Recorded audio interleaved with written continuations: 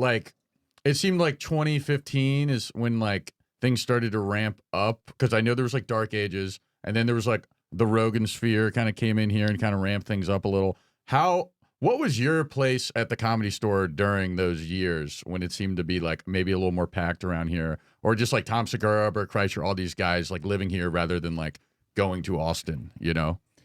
I don't know. I was in Boston doing shows when Rogan started. So I've known that guy when he started. And I never liked him really. Yeah. And look, we were coworkers. I mean, there's this idea that we are a community, and we are. And like it always felt tense to me with him, but it was really me. Was it competitive? Was it his comedy, or was it like a vibe? Yeah. I just didn't think that Offstage. comedy was for the jocks, you know? Yeah. Not for me, brother. It was just that, like, he came in as a kickboxing champion, and then the whole Fear Factor thing. It's just like, to me, and then he co-opted, this idea that he was somehow, representing Hicks, and that bothered me. That but look, he paid his dues. He's a real comic. Yeah. But the sphere of men that he attracted to were the opposite of me. Yes. And and I never got into comedy to be hang out with the bros. Yeah. I'm pretty much a lone wolf, really. And that was the other thing I learned with Kennison, is that you never become part of an entourage. Yeah. Because it's not going to take you anywhere. Yeah.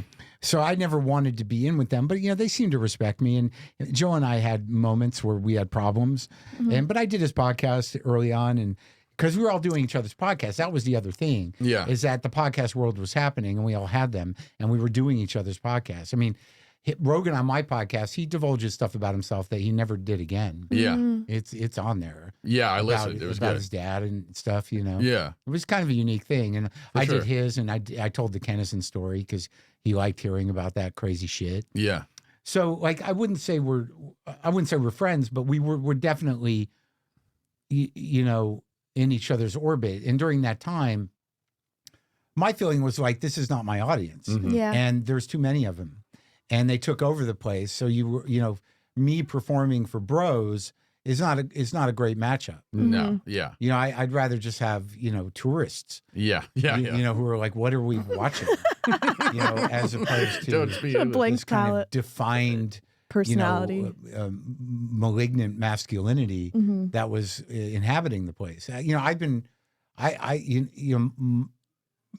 been sort of at odds with those people since probably the beginning of time. That they're, and this sort of replicates high school in a lot of ways. Just Totally. the archetype of maybe what Rogan represents a little. Yeah, but what he definitely represents. But like, I know, like, I don't have anything against those guys in a lot of ways. And I don't have anything against, Bird or Tom or, it's just when it gets to be, like,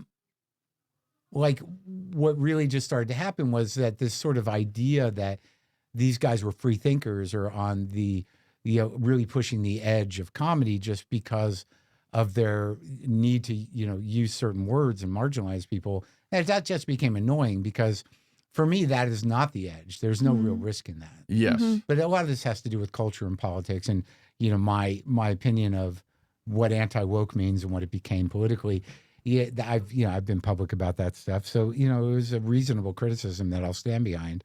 But ultimately when they had taken over the store, it really just became about like, well, these aren't organic audiences. Yeah. This is a cult of personality. Like this place is very vulnerable to charismatic people taking it over. Yes. People who sell tickets. Yes. And it was that way with Sam, but at least then it was just weirdos. It was like when Sam was the king, it was just porn stars and rock stars. And That's like cool.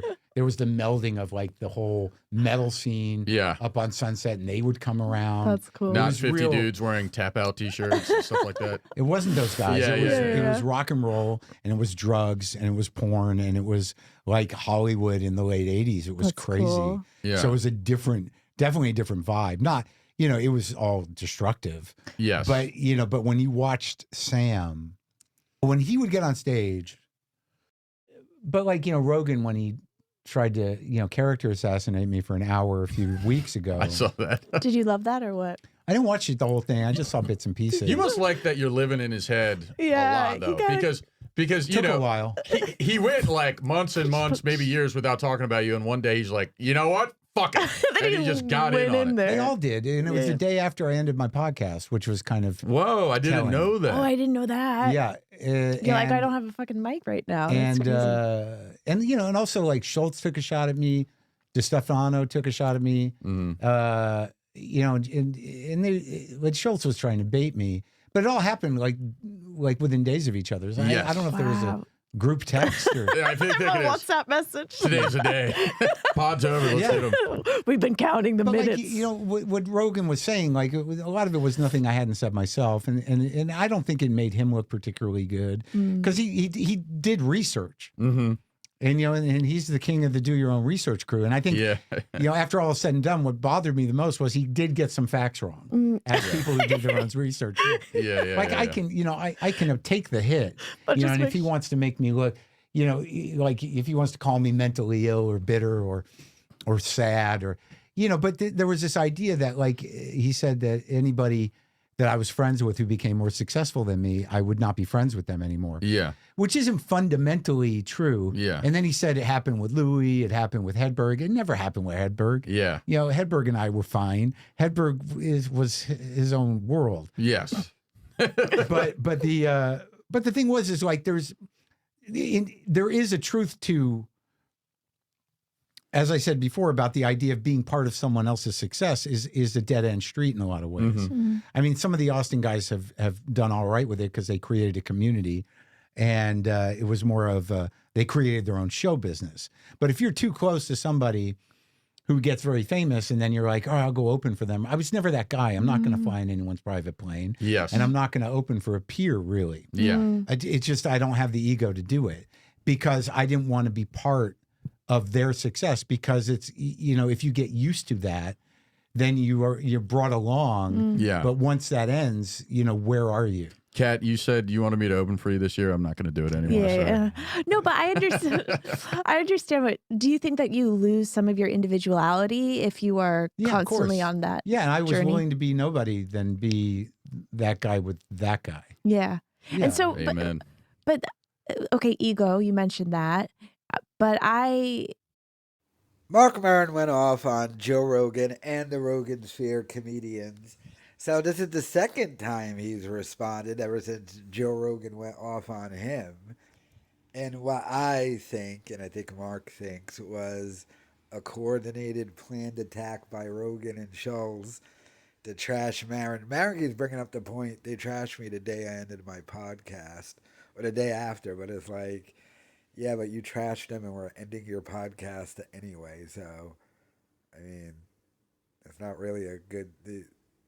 If they responded the next day, you were still ending your podcast. So, I mean, like, it's not really a good response. I mean, you can still trash them like you have going on this podcast.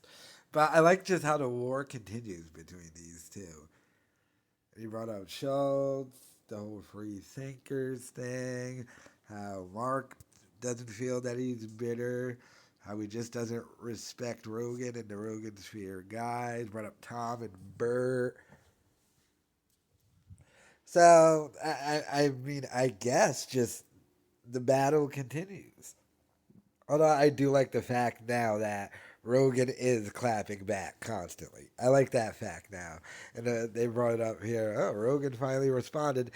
And Marc's a little happy about it, too. I mean, Marc did it to help boost his special, and it probably did. And maybe this stuff keeps on helping it more and more and more. And maybe we'll launch him into his next project, whatever that may be. I don't know, but let me know your thoughts in the comments.